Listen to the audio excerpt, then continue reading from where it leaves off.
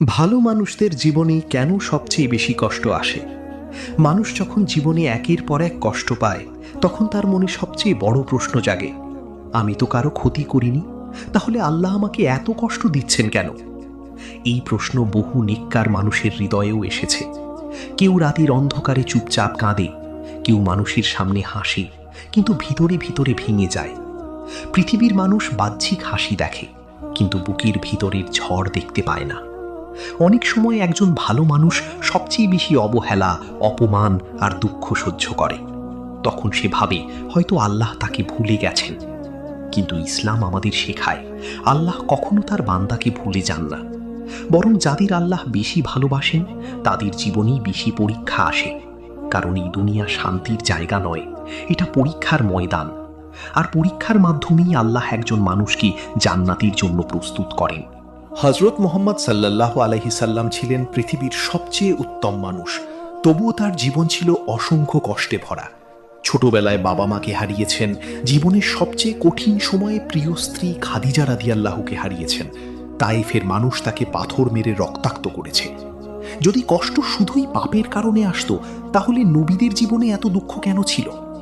আসলে কষ্ট সবসময় আল্লাহর শাস্তি নয়, অনেক সময় কষ্ট হয় মর্যাদা বাড়ানোর উপায়।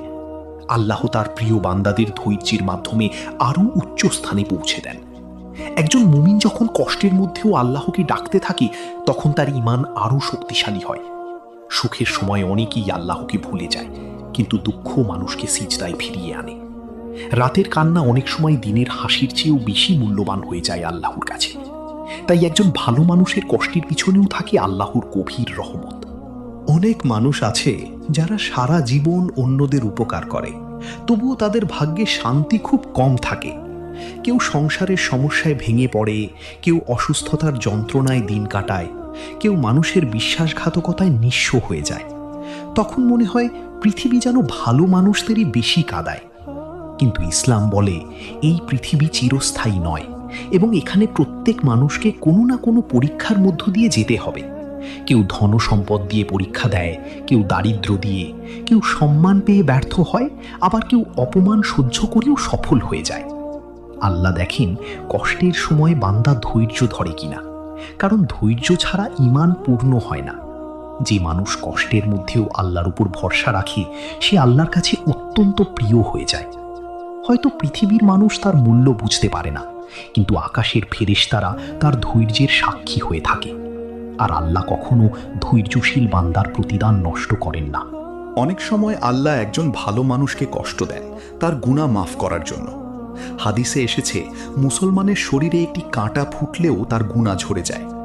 আমরা দুনিয়ার সামান্য সুখ দেখি, কিন্তু আল্লাহ দেখেন আখিরাতের অনন্ত জীবন। মানুষ ভাবে আমার জীবন এত কঠিন কেন, অথচ হয়তো সেই কষ্টই তার জান্নাতের পথ পরিষ্কার করছে। একজন মানুষ যখন কষ্টে আল্লাহকে ডাকে, তখন তার হৃদয় নরম হয়ে যায় এবং সে আল্লাহর আরও কাছে চলে আসে। অনেক সময় যে কান্নাকে আমরা দুর্বলতা ভাবি, সেই কান্নাই আল্লাহর কাছে সবচেয়ে প্রিয় হয়ে ওঠে। কিয়ামতের দিন মানুষ যখন তার দুনিয়ার কষ্টের বদলে অসীম পুরস্কার দেখবে, তখন সে চাইবে দুনিয়ায় আরও বেশি পরীক্ষা আসত। কারণ আল্লাহ তার বান্দার একটি অশ্রুও বৃথা যেতে দেন না। প্রতিটি দীর্ঘশ্বাস, প্রতিটি ধৈর্য আর প্রতিটি দোয়া তার কাছে সংরক্ষিত থাকে, আর সঠিক সময়ে তিনি সবচেয়ে সুন্দর প্রতিদান দেন। আজকের পৃথিবীতে অনেক মানুষ বাইরে থেকে সুখী দেখায়, কিন্তু ভিতরে তারা একা আর ভাঙা। কেউ নিজের কষ্ট কাউকে বলতে পারে না, কারণ মানুষ বিচার করে কিন্তু অনুভব করে না। তখন শয়তান মানুষের মনে হতাশা ঢুকিয়ে দেয় এবং বলে, আল্লাহ তোমাকে আর ভালোবাসেন না। কিন্তু একজন মুমিন জানে আল্লাহর রহমত কখনো শেষ হয় না। যখন পৃথিবীর সবাই দূরে সরে যায়, তখনও আল্লাহ বান্দার সবচেয়ে কাছে থাকেন। গভীর রাতে যে চোখ আল্লাহর ভয়ে ভিজে যায়, সেই চোখ আল্লাহর কাছে অত্যন্ত প্রিয়। হয়তো মানুষের সাহায্য দেরি হতে পারে, কিন্তু আল্লাহর সাহায্য কখনো ভুল সময়ে আসে না। তিনি সবকিছু দেখেন, সবকিছু শোনেন এবং সবকিছুর হিসাব রাখেন। অনেক সময় মানুষ যেটাকে শেষ মনে করে, আল্লাহ সেখান থেকেই নতুন শুরু করেন। তাই কষ্টের মধ্যেও একজন মুমিন আশা হারায় না। ইসলামে ধৈর্যের মর্যাদা এত বেশি, কারণ ধৈর্য মানুষকে আল্লাহর সবচেয়ে কাছের বান্দা বানিয়ে দেয়। সুখের সময় আল্লাহর ইবাদত করা সহজ, কিন্তু কষ্টের মধ্যেও যিনি নামাজ ছাড়েন না তিনিই প্রকৃত মুমিন। অনেক মানুষ বিপদ এলে আল্লাহর উপর অভিযোগ করে, কিন্তু নেককার মানুষ কাঁদতে কাঁদতেও আল্লাহকে আঁকড়ে ধরে। এই ধৈর্যই একদিন তার সবচেয়ে বড় শক্তি হয়ে দাঁড়ায়। পৃথিবীর কষ্ট সাময়িক, কিন্তু আখিরাতের পুরস্কার চিরস্থায়ী। একজন মানুষ যখন আল্লাহর জন্য ধৈর্য ধরে, তখন আল্লাহ তার মর্যাদা এত উঁচু করেন যা সে কল্পনাও করতে পারে না।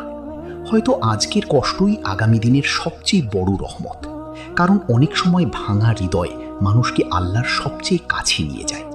আর যে হৃদয় আল্লাহর কাছে পৌঁছে যায় সে কখনো সত্যিকার অর্থে হারিয়ে যায় না।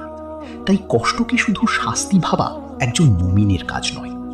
অনেক সময় আমরা বুঝতে পারি না কেন আমাদের জীবনের কিছু দরজা হঠাৎ বন্ধ হয়ে যায়, কেন একটি সম্পর্ক ভেঙে যায়, কেন একটি স্বপ্ন পূরণ হয় না, কেন এত দোয়ার পরও কিছু জিনিস আমরা পাই না। কিন্তু পরে বুঝতে পারি আল্লাহ আমাদের এমন কিছু থেকে বাঁচিয়েছেন যা আমাদের জন্য ক্ষতিকর ছিল। মানুষ সামান্য দেখে, কিন্তু আল্লাহ পুরো ভবিষ্যৎ দেখেন। তাই একজন ভালো মানুষের জীবনেও কঠিন সময় আসে, যাতে সে আরও শক্তিশালী হয় এবং আল্লাহর দিকে আরও বেশি ফিরে আসে। অনেক বড় মানুষদের জীবন দেখলে বোঝা যায় তাদের সফলতার পিছনে অসংখ্য কষ্ট আর চোখের পানি লুকিয়েছিল। কষ্ট মানুষকে ভেঙেও দেয়, আবার নতুনভাবে গড়েও তোলে। আর আল্লাহ যখন কাউকে গড়তে চান, তখন তাকে পরীক্ষার আগুনের মধ্য দিয়েই শক্ত বানান।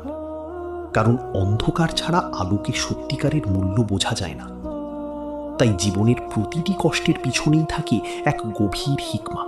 তাই আজ যদি আপনার জীবন কষ্টে ভরা হয়, তাহলে হতাশ হবেন না এবং মনে করবেন না যে আল্লাহ আপনাকে ছেড়ে দিয়েছেন।